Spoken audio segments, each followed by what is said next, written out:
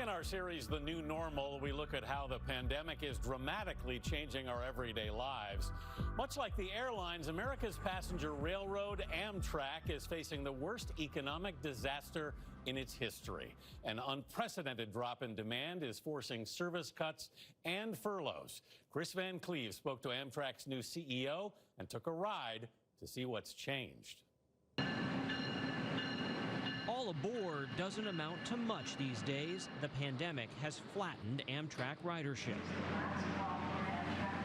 On our quick half-hour trip from Washington to Baltimore, Joshua Bailey was one of the handful on board. It hasn't been packed at all, so that's a good thing. Amtrak is capping ridership at 50% for distancing and requiring masks for all on board.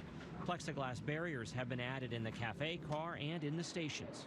The first thing you're going to notice, there aren't that many people on board. This is a 5-car train. 2 of them are almost completely empty. In fact, Amtrak says ridership is down in the range of 85%. The biggest change you probably won't see is Amtrak's new cleaning protocol. The trains are disinfected at the end of trips. They have air filters that circulate cabin air 40 to 50 times an hour, completely replacing the air in a car every 4 to 5 minutes. Touch surfaces are wiped down before departure and during the trip. We have now focused more so on making sure handles, seats, tables, bathrooms, contact points are all cleaned thoroughly. Like the trains, the stations are quiet, largely empty. Many of the businesses at Washington's Union Station are closed and seating areas have been removed to encourage distance. This was supposed to be the year Amtrak broke even for the first time in its 49-year history. But by the time new CEO Bill Flynn officially started in April, ridership was in free fall, down 97%. Did you have a moment where you were like, what did I get myself into? No, I never had that what did I get myself into moment. I mean, the situation that it's happening here at Amtrak, it's happening across our country. How concerned are you that some of your customers don't come back? I think that's a question everyone in transportation is asking themselves today. Amtrak has already reduced service and will cut most long-haul trains from daily to a few trips per week in October. That's causing pushback from 16 senators who signed letters criticizing the move.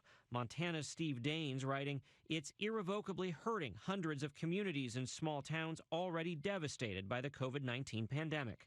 I want to be clear, we're fully committed to our long-distance service. Amtrak now expects next year's ridership to be cut in half, forcing the furlough of 20% of its workforce by October.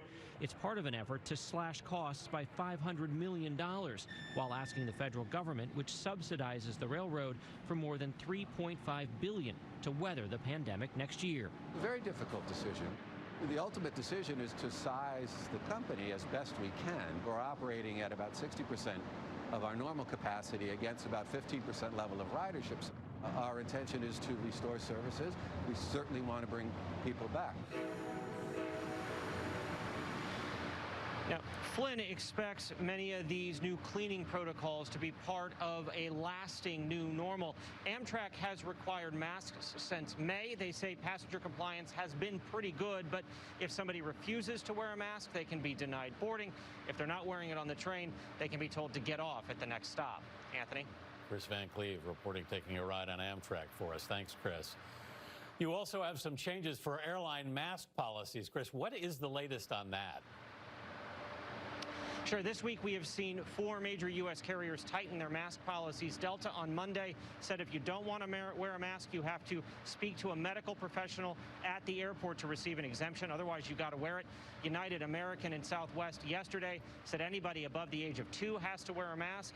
United and American says you need to wear the mask at the airports as well as on the flight. If you don't comply, you can be banned from flying that airline throughout the remainder of the pandemic. Anthony? Yeah, rules on mask tightening all over, Kris. Thank you very much.